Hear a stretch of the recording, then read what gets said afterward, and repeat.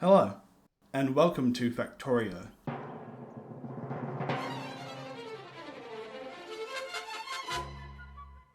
A game all about damaging the environment, subjugating the locals to horrific acts of war, and using state-of-the-art technology to automate all your civic duties. Factorio is a game I love, and last year Bob finally gave us the Space Age DLC. ¿Quieres? This is my first time playing Space Age, and you may look at my hours and say, Trippy, you have 600 hours in this game, this won't be hard.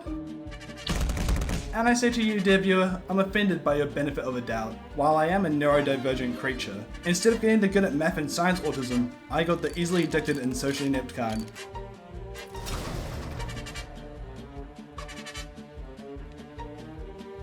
But as long as I stick to the 3 sacred rules of Factorio, I'll be fine. Rule 1, the factory must grow. Rule 2, if your base sucks, AFK for hours. And rule 3, you can't make something out of nothing. And all this something came for nothing. We start the game by accidentally crashing our ship into an alien planet called Navis. Luckily, its atmosphere didn't kill us instantly, and there are no other people here. Most humans would experience immense dread and despair being stranded with no hope of getting home, but not us. We aren't human, we are engineers. We can scavenge the ship for iron plates and big rocks for stone to make our first pieces of technology. A burner mining drill and a smelter. We can use the drill to mine iron, copper, coal and stone without any backbreaking labor, and use the smelters to turn them from worthless ore to precious materials. In Factorio, you unlock new machines and technologies by unlocking them in the tech tree. We unlock basic steam power and electronics just by making iron and copper plates, but 99% of stuff is locked behind research packs. These little liquid science packs that are made of random shit somehow help us figure out trains, space travel, chemical warfare, and a billion other useful things. The main thing I'm working towards right now are robots. You'll see soon enough why. The only science pack we can make at the moment is red, better known as automation science. By slapping together some iron gears and copper plates in the transmutation circle, deploying flashbang.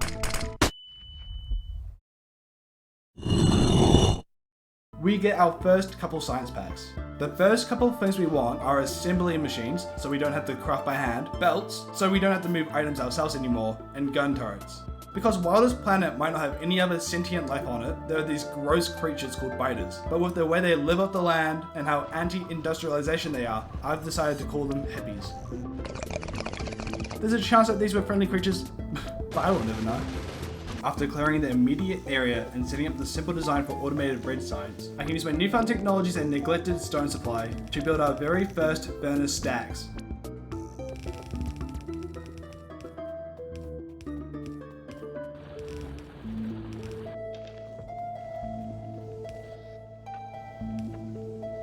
Now that we don't have to manually mine and make ore into plates, we can focus on improving the red science production and making the next one as well. Green logistics science. Green science is a little more complicated. Green science takes 1 transport belt and 1 inserter, and this is where the challenge begins. While green science isn't that hard, you mainly need 1 lane of iron that provides plates for belts, inserters, and the gears needed in each recipe. You also need green circuits. Green circuits are the perfect example of building a base around ratios, because they need 1 iron plate and 3 copper wire every half second. An assembler can make 2 copper wire every half second, which obviously isn't enough copper wire for the green circuit machine, which will make every circuit you make take twice as long. Now I know half an extra second for every circuit doesn't sound that bad, but when you factor in that you usually make tens if not hundreds of circuit assemblers per base and play for hours and hours, those half seconds stack up exponentially. So the optimal ratio at this stage of the game is 3 copper wire machines feeding directly into 2 green circuit machines. I know this is very, very, very simple math, but from green circuits on, the crafting recipes and ratios get more and more complex. Now that we have both red and green science automated, we can queue up new technologies like better everything, engines for trains, and most importantly, oil. So while we wait for these things to research, I'll just relax here on my AFK belt. However, I was rudely interrupted by biters attacking my mines. Like every good and efficient factory, we produce a lot of pollution. And these snowflake hippies don't like it when the water turns toxic and the air becomes 70% soot. If we turn the setting on in the map, we can see how wide our pollution is spreading, and any biter nest in the red zone will send out waves of biters to destroy the source. Luckily enough, this gives us ample reason to unproportionally retaliate and wipe them off the map with our newly made Ford Honda with a mounted 50 cal. now that terror cell has been dealt with, we can start automating belts, inserters, and other things we need to expand our factory. Give iron gears their own lane and make our first steel stack. Steel, in my opinion, is a giant pain in the ass. It's pretty much 5 iron plates smelted together for 15 seconds that's used in mainly the latest science packs, but we need it now to make electric poles, engines, and most importantly, trains. Since I hate steel, I don't put too much thought behind making it stack.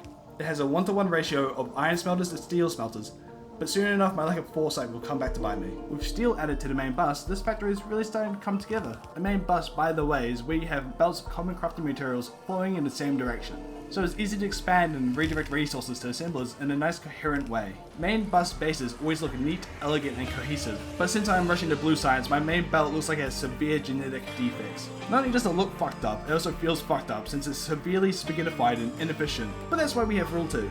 But that is a problem for future me. Current me is barreling towards blue science. Speaking of barrels, we need oil. Blue science is called chemical science, which needs engines, red circuits, and sulfur. We already have engines at home, but we need petroleum gas for the sulfur and plastic needed for red circuits. For now, we can use these shitty oil patches and pipe it back to base.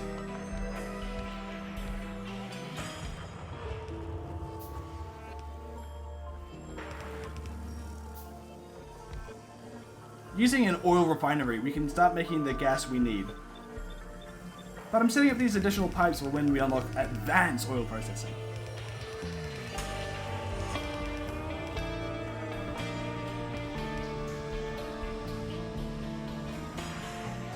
In a chemical plant, we can use gas and water to make the sulfur, while in the adjacent stack, we can use gas and coal to make the sweet, sweet plastic that inevitably infects this planet and even my body. But I won't be alive to suffer the repercussions, so I go ahead, guilt-free, to make red circuits. Red circuits take plastic, green circuits, more copper wire, and a hell of a lot more time compared to the green ones, so we compensate by making this build longer.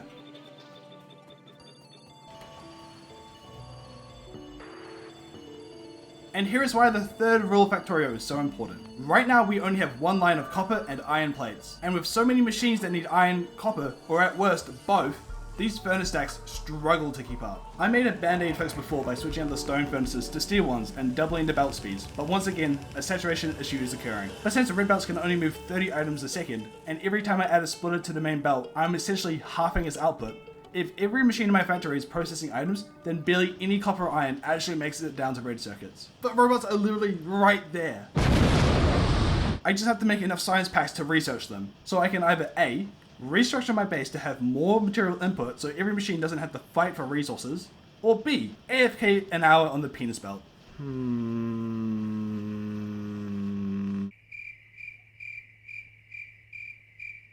After that hard work, we have finally unlocked the robots. But now we actually have to make them. And the first thing we need is to lube up.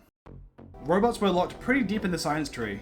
First, we gotta swap all of our oil refineries over to the advanced recipe. By mixing water and oil, not only do we get more petroleum gas, we also get light and heavy oil. 9 times out of 10, these other liquids aren't that useful, and if you don't have a use for them, they will clog up the refineries unless you crack them down into petroleum gas. But they do have their uses. Light oil is useful for making rocket fuel, which we obviously need to launch rockets. But we don't care about that right now.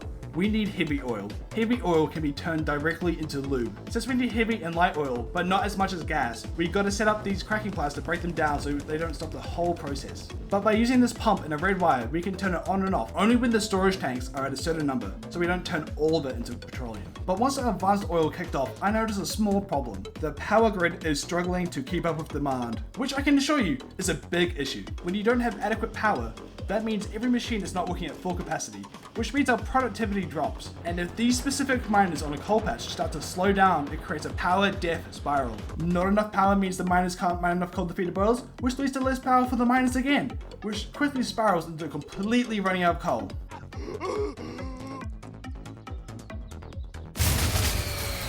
With the biters breathing down my neck and my lazy ass not setting up defenses like a smart person would, I have to quickly interject my robot grind to set up a new coal mine and expand the steam production. I got so desperate for power, I even started using eco-friendly, clean solar panels. Yuck.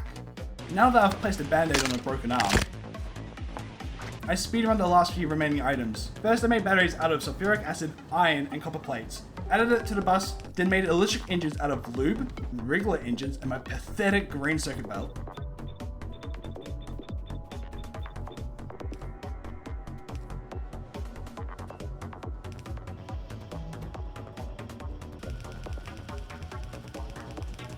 then use my electric engines, batteries, steel, and scraping the bottom of the belt for some green circuits to finally make robot frames.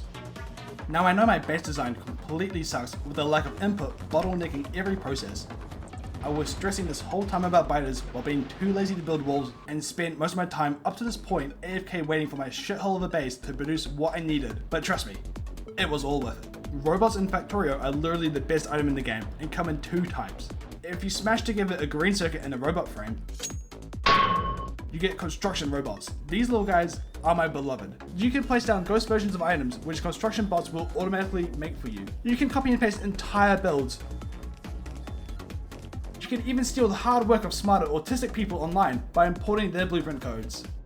And if you feed a red circuit to a robot frame, it turns into a logistics bot. Well, they kind of suck until you unlock the logistics network. At this moment, all they really do is bring you items you request and take away items you don't want automatically. Robots are so good, they built all of this while I was explaining what they did. I totally didn't forget to push record for an hour or 2. Now that the bots have built a secure perimeter against the hippies and the start of my train network, the next thing I want is space science. Before the Space Age DLC released, launching a rocket was the end of the game, and you had to have every science unlocked to research it.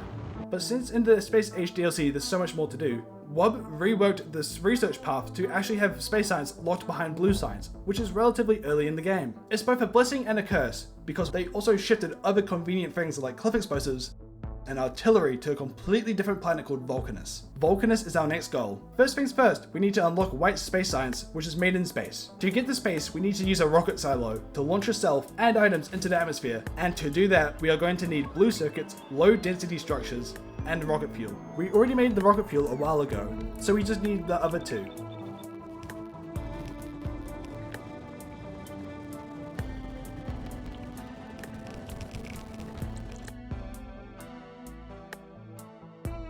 Blue circuits are a late game pain in the ass. They take some sulfuric acid, 5 red circuits, and 20 green circuits!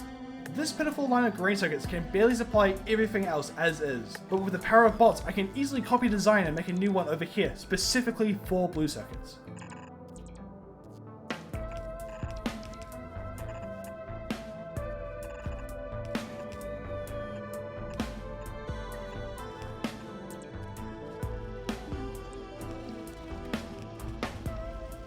But with the drain that blue circuits and red circuits have on the copper line, it's obvious to see now that one lane is nowhere near enough to satisfy everything anymore. So I don't just add 1 copper smelter, I add 2 more. Since LDS needs 20 copper along with plastic and steel just to make 1, and the space platform needed to build in space needs copper wire and steel. At this point in the game, the demand shifts from mainly needing iron to mainly needing copper and steel. I don't want to deal with this shit yet, and instead I procrastinate. I built this uranium setup even though I haven't unlocked Kovacs yet. I copy and paste a few of those big solar farms since power is dying once again. And I get the bots to start making the southern wall. While the bots are building the southern wall, I make this oil outpost with a train that will supply the southern flamethrowers with fuel. I finally took my ADHD meds and it's time to make this rocket. Like every other task I avoid in life, it's actually way easier than I expect. I'm able to just steal the design I use for blue circuits, just need to change the input and make it a bit longer, and boom! All 3 materials needed to launch the first rocket.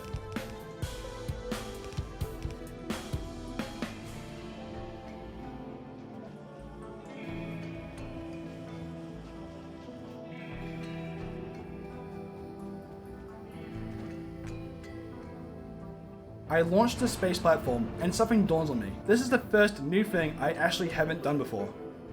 All the space platform and gravity things and fucking asteroids is completely new to me. And for once this entire playthrough, I actually had to use my brain. White science needs 3 oddly simple ingredients: iron plates, ice, and carbon. Now while drifting through the cosmos, we obviously can't just make an iron outpost or make ice out of chemical plants. So what can we use in space? Floating around our space platform are these tiny little asteroids we can collect with these grabbers and grind them using a grinder. And conveniently, these rocks come into 3 different flavors we need. Now by using the neurons in my brain, I managed to make this somewhat working design. I definitely was not inspired by something off Reddit. I just need to add some smelters for the iron ore and some assemblers to smash the shit together and BAM! It's that easy. Well, almost that easy. This thing will eventually back up, but that's a problem for future Trippy. Now that we've made white science, we can ship it down to Navis, and unlock 2 key technologies. The first thing is Kovrak's enrichment.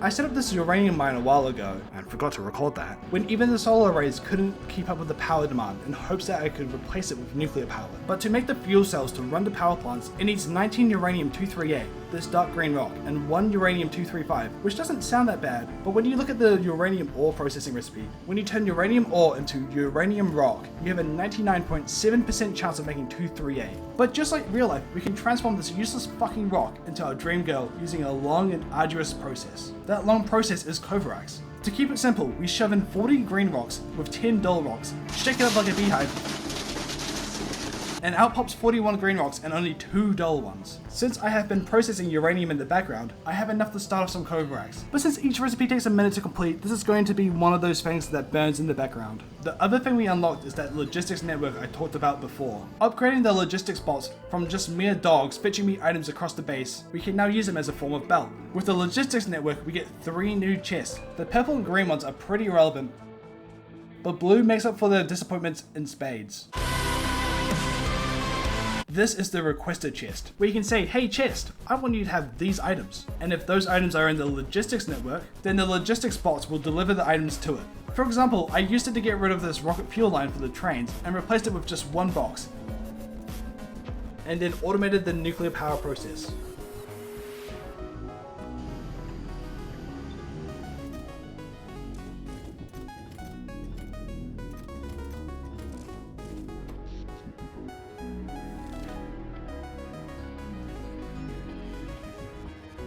And just like that, we have 100% definitively fixed the base. We no longer have to worry about power, we can get bots to make anything we need, and any other issues is future Trippies to deal with. Now that we've conquered the lower atmosphere, the next step is to go beyond the stars, and start making orange metallurgic signs. And the first thing we need to do is make a spaceship. Now a spaceship is going to be completely different to the white science station we've made, because it needs to be self-sufficient. In the volcano's atmosphere and the journey there, we need our ship to be able to process asteroids and use the products to make both fuel and bullets, since there are larger asteroids that will destroy us. So the ship is kind of a mini base, and going off my track record, I might need to actually plan this one. It takes a lot of time and maybe 1 or 2 Reddit posts for inspiration.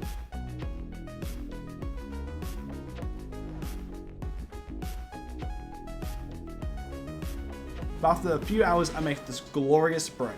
We start off at the front of the ship, where our gun turrets blow up big asteroids into little ones that we can collect. These chunks are placed on the inside of the belt that goes all around the entire ship, and each asteroid has its use. Over here, the metallurgic ones get crushed into iron ore, and either get smelted into iron plates for ammo, or mixed with water to make thruster oxidizer, one of the 2 liquids we need to power the thrusters. The carbon ones are used to make the fuel, and the ice ones make the water needed for both of those liquids. And over here on the left, we have the assemblers that make the ammo. By using the splitter setup, the bullets fill up the outer lane of the belt, so bullets and chunks aren't fighting over belt space. Since we are using a circular belt design to move items around, it's important to stop the belt from getting filled up with the same items and deadlocking itself. Like the white science build right now. So I've set up these 3 inserters near the ammo splitters to throw away a specific asteroid each. By connecting the inserters to the belt with a wire, we can turn them on only when a specific chunk is over 200 items and throw them overboard. And here we have it, our first very own spaceship. Now all we gotta do is tell the space platform to request what it needs to build itself, along with the items I think we need to start a base on Vulcanus. This takes forever because once again, blue circuits start to die. But I'm already in space, it's no longer a me issue.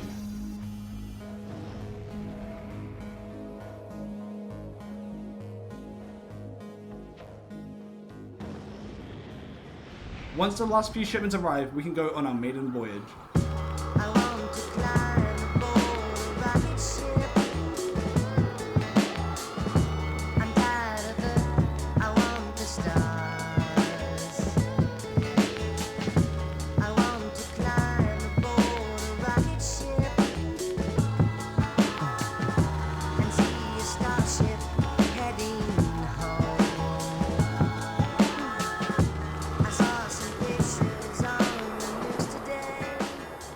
Spaceships work a lot like trains in the way that they can automatically fly between worlds like train stops. So we told the ship to fly from Navis to Vulcanus with no extra conditions, and as soon as we got there, we left instantly. And I didn't notice until the ship started to fall apart. The yellow belts and the blue assembly machines couldn't produce nearly enough ammo to sustain the guns, so one by one they started to run out, and asteroids started to destroy the ship. So as a shocker to no one, we are stranded in space, AFK, while the ship design builds the turrets back up so we can travel back to Vulcanus.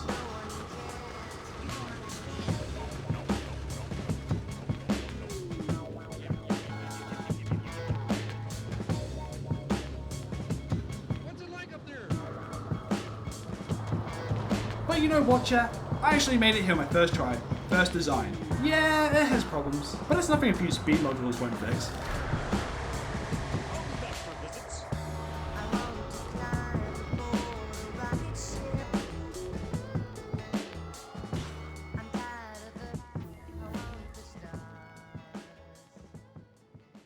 Vulcanus is a volcanic planet nearest to the sun in the solar system. It is covered in pools of lava, cliffs, geysers of sulfuric acid, and a new alien unique to this planet. These are demolishers, giant worm-like creatures that have insane health pools and will destroy anything in their territory. Luckily enough, where we landed is unclaimed land, so we won't have any run-ins with them just yet.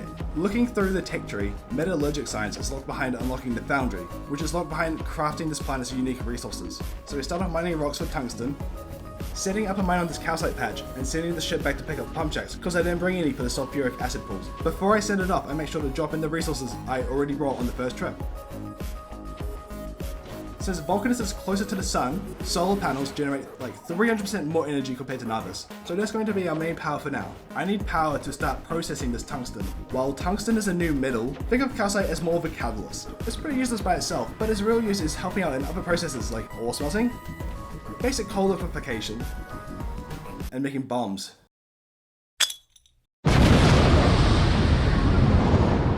To process the tiny amount of tungsten we've got, we need to use carbon from coal and some sulfuric acid to make tungsten carbide. Not only is this carbide used to make orange science, it also unlocks maybe the best item in the entire game, the foundry. The foundry is kind of like an assembler and smelter combined. On Vulcanus, you can pump the lava that's everywhere straight into the foundry to make either liquid iron or copper practically for free. Or you can use them to make the most annoying ingredients like steel, concrete, LDS, hell, it can even make belts. It also does all of that with a crafting speed of 4, and on top of that, it even has a 50% productivity bonus, so for every 2 items it makes another one for free. I think you can see why I was so desperate to come here, and as soon as I make 2 of them, I swap out the assemblers for foundries, so I get 50% more from the limited resources I have. The next thing on the list is using a foundry to make big mining drills. I think you're smart enough to figure out what those are, but we need them to unlock the next tech, and are the only drills that can mine tungsten ore patches. It's just one small issue though. The closest tungsten patch is out to the west, in the demolisher zone. So if we want to progress, we're going to have to take down one of these oversized tapeworms. And my first thought is laser turrets. Laser turrets have been the backbone of the defenses on Navis, along with flamethrowers, since they only need power. So I set up about 100 of them around these substations, and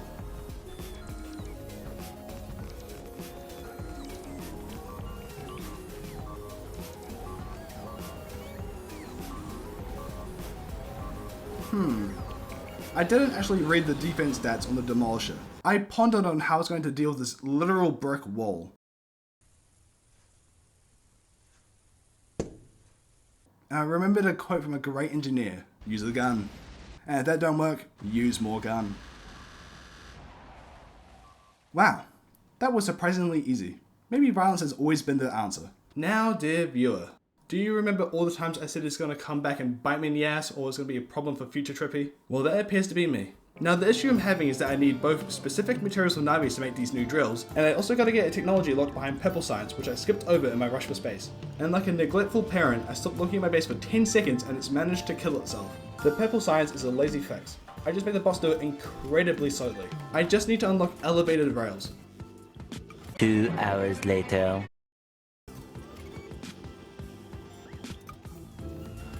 The real issue is, once again, the input of raw materials. You see, it takes a lot of resources to launch a rocket, way more to launch multiple. And you guessed it, my base is on fire trying to fulfill my impossible request. Luckily, Bob predicted this very thing.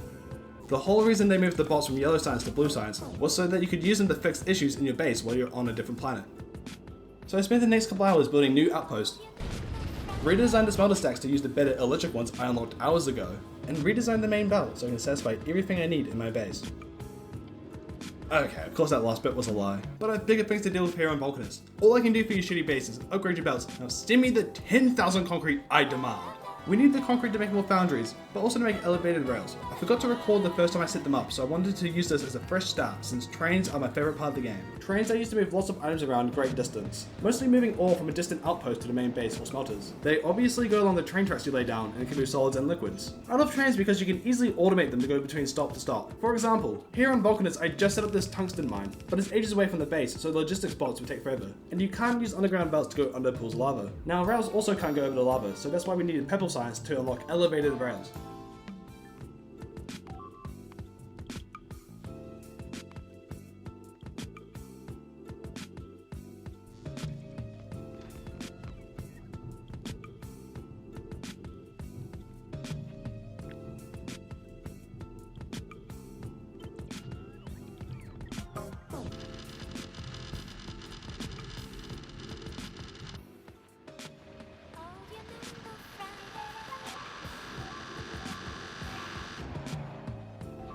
And even though this train network is not neat and tidy, there is a certain charm to the wonky design of weaving between the pools of lava and cliffs. And by using a double-headed train design, we can really squeeze into these tight gaps around the lava for the unloading station, since we only need one rail in and out. I do need to move the solar array for the train stops in the base, but apart from that, it's about time to make the Vulcanus starter base.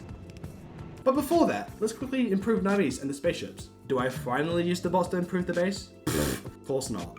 In fact, I'm making this strain worse by adding in more rocket silos and making a second spaceship to bring items to Vulcanus. And you might be thinking, dear viewer, Trippy, what the fuck are you doing? Well, on every item in the game, there's this little thing called rocket cargo supply. Since everything has weight, the rockets from ground to space can only carry so much. So if I wanted to ship 10,000 concrete up to the spaceship from Navis, it would take 10 rockets. However, at some point, I forgot what rocket cargo meant. I thought that meant how much a spaceship could carry an item between planets. Now that I've fixed or made that issue worse, let's lock in on orange science. Orange science needs 3 tungsten carbide, 2 tungsten plates, and some liquid copper to give it the orange hue. I made this decent sized foundry array that will make thousands of liquid metal a second. Don't pay attention to the single belt designed for the stone byproduct. Yes, I know it's a bottleneck. With the liquid iron, we can easily set up this tungsten plate setup to consume 2 red belts of ore. That's 60 ore per second. I want tungsten carbide to do the same, so I add another ore dropper.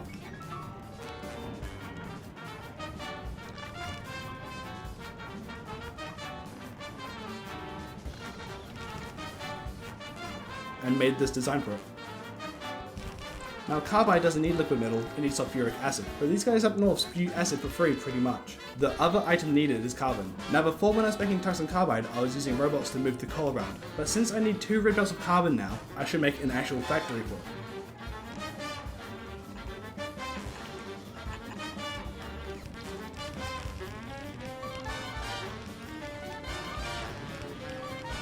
And boom! What is that, 8 lanes of it? Total overkill, but it's in now, and look at those purple Doritos getting churned out. Now I can just steal the design from tungsten plates, change the inputs, and boom! Orange science. But that's not it. I also need to make blue circuits, LDS, and rocket fuel here, so that I can ship it back to Navis. Which isn't all that hard since foundries can make copper wire and LDS directly. The biggest issue is oil products. Going back to the coal lines, I make this simple coal liquefaction build to turn coal into heavy oil, then crack it down to light oil and gas. So I can make plastic, LDS, and rocket fuel.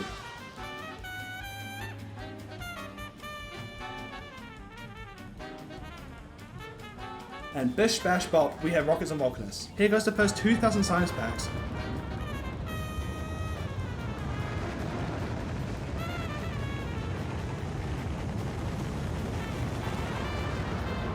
Put a request in it in the cargo pad on Navis, and boom! Orange science complete. Wow. Would you look at that? Despite all my mental challenges, my poor foresight, and terrible base design, I've actually managed to make it this far. I noticed Vulcanus base also sucks.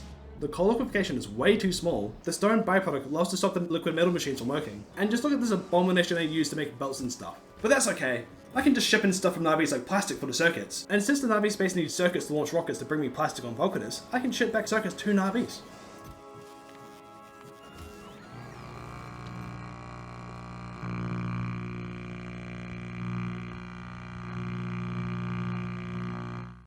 You know what? I'm sick of this it's decent enough mindset. I'm sick of AFKing instead of just having a good design. And I'm sick of not using trains to the fullest. You know what? Fuck this base I've made. And fuck that shitty one on Navis too. Before I go back, I want to make a concrete dystopian paradise here in Vulcanus. I can unlock cliff explosives so I can build wherever I want to instead of where I can. Turbo belts, which move 60 items a second. And actual good coal liquefaction.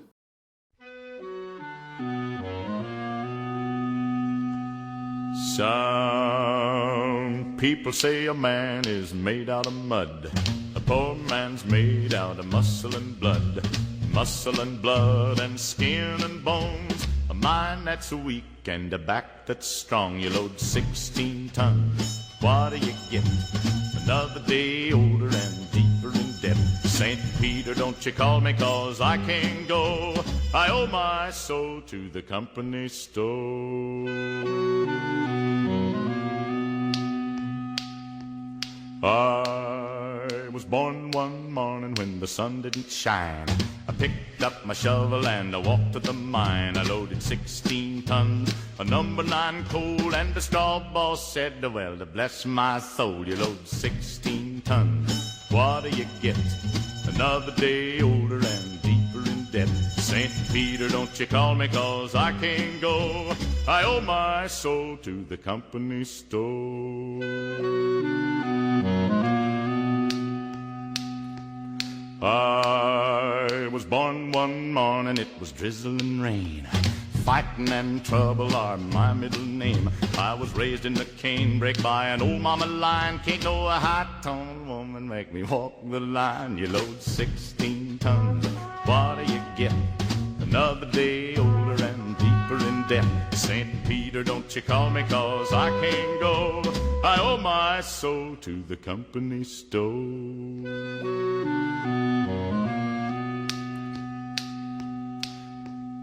If you see me coming, better step aside. A lot of men didn't, a lot of men died. One fist of iron, the other of steel. If the right one don't get you, then the left one will. You load 16 tons, what do you get? Another day older and deeper in debt. St. Peter, don't you call me 'cause I can't go. I owe my soul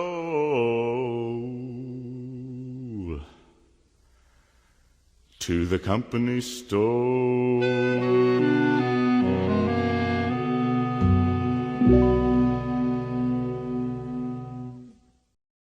Wow.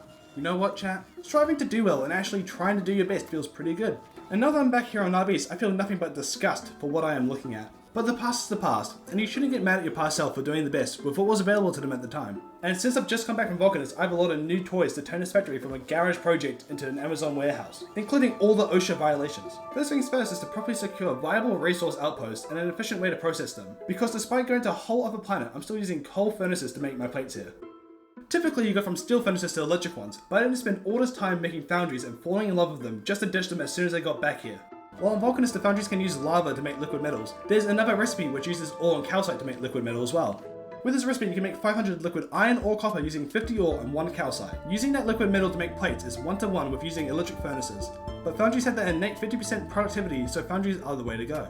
Since you need 50 ore and only 1 calcite per recipe, I've decided to make the ore trains 4 cargo wagons long and the calcite to be 1. Now to get ore patches big enough to support this demand, we must expand our walls and buy some more land from the hippies.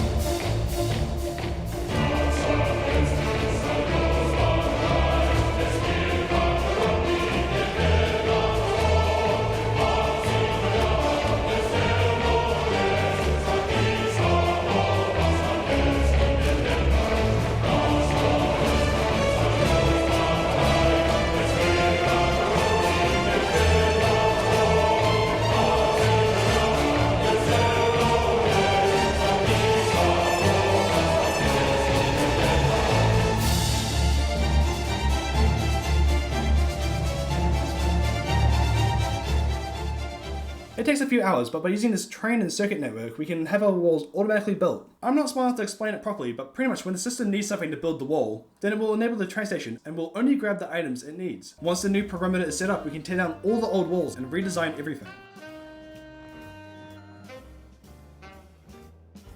Here is the design I'm going for the foundries. The ore trains deposit at the top and the calcite at the bottom. And since the liquid can be loaded way faster than items at this stage, we actually need quite a few stops for the trains to pick up from.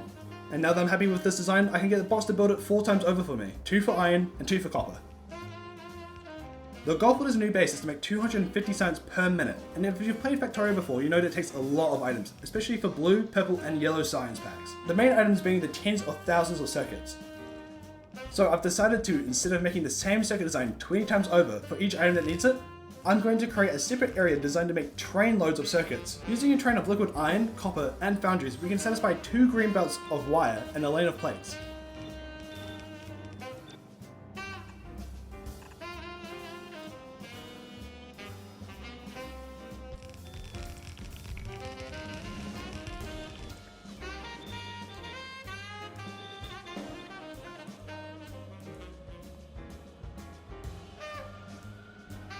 The green circuit build goes up really fast. For red circuit, I can copy and paste the green circuit build here, and just add in another copper and plastic train. I don't have plastic set up. Hell, I don't have any oil product set up. I could go and get some oil outposts, but I'm actually going to go with using coal liquefaction. When you use advanced oil processing, you make a little bit of all 3 oils, but what I found in the old Navi space is when your gas products back up, that it stops your heavy and light oil from being made since your pipes are clogged. But with coal liquefaction, you turn coal into mainly heavy oil, which you can then control how much gets turned down into light and gas. And luckily for me, I just spent ages on Vulcanus making that very thing, so I can copy design here and let the bots do all the work.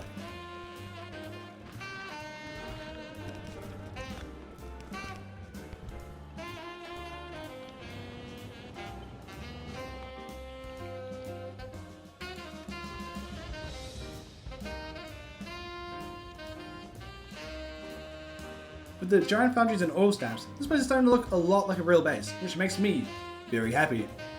But something that can make me even happier is if everything was covered in concrete. It kinda kills my power grid that the bot's working this hard, but it's a small price to pay to work 10% faster. Now that I have oil products, I still gotta use them to make plastic, but since I wanna get back to circuits, we're back! Here's the plastic factory. Now that red circuits are up and running, we can do the same thing for blue circuits. Copy the green and red blueprint, add in copper, iron, plastic and acid trains. Blue circuits do take a while to fill up a train because of the long crafting time, but they're only needed in 1 science and launching rockets, so it's fine. I noticed that the oil plant is struggling to keep up the oil demand, so I create a second plant over here that cracks everything down into petroleum gas. And that requires more coal, so I make another coal outpost while the bots are concreting everything. Finally, the nuclear power plant starts to struggle with all this industry. So I uproot all the uranium processing and power plants and move them over to the east out of the way of future base expansions.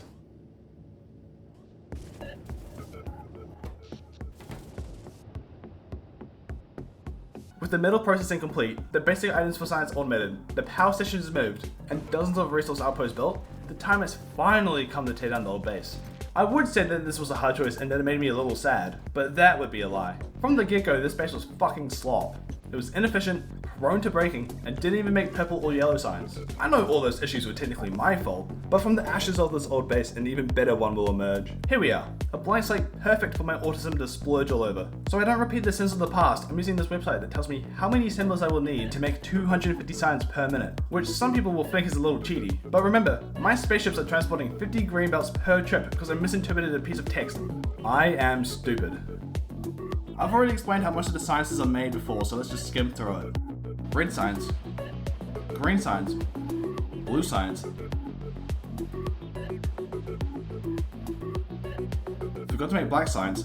Purple science needs rails, prod modules, and electric furnaces. Yellow science needs blue circuits, LDS, and robot parts that I'm making over here.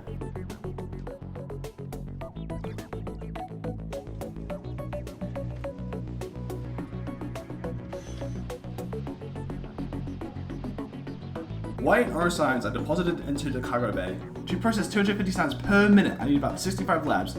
So I made this design in the desert, set up all the trains, nearly ruined the entire playthrough by installing the wrong Robo Science mod.